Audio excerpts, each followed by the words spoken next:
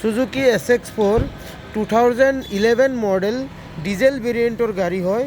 গাড়ী চাক একদম কণ্ডিশ্যন শ্ব'ৰুম কণ্ডিশ্যন হৈ আছে।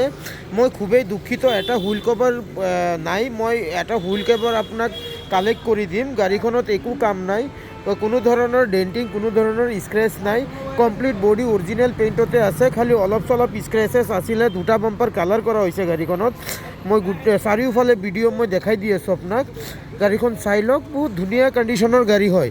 মই আপোনাৰ অলপ দূৰৰ পৰা দেখাই দিছোঁ, চাই লওক। গাড়ীখনৰ কিলোমিটাৰ চলিছে আপোনাৰ 65,000 কিলোমিটাৰ। গাড়ীখনৰ ইণ্টেৰিয়ৰটো চাই লওক। Back camera LED, android LED সৈতে গাড়ীখনত পাব। 4 power window, power steering, AC complete running আছে। আৰু লগতে গাড়ীখনৰ আস্কিং প্ৰাইচ আছে আপোনাৰ 1,95,000। গাড়ীখন মই ষ্টাৰ্ট কৰি দেখাই দি আছোঁ। আৰু এইখন কোনো ধৰণৰ ফাইনেন্স নহ'ব, কোনো ধৰণৰ আপোনাৰ মই ষ্টাৰ্ট কৰি দেখাই দি আছোঁ আপোনাক ইঞ্জিনটো।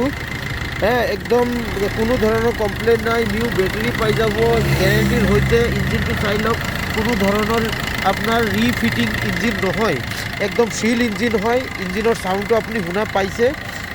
আপুনি যদি ইণ্টাৰেষ্টেড আছে গাড়ীৰ ওপৰত, তো আপুনি নগাঁও মটৰ্ছৰ নাম্বাৰ আপোনাৰ স্ক্ৰীণত আহি আছে, আপুনি মোক কণ্টেক্ট কৰক।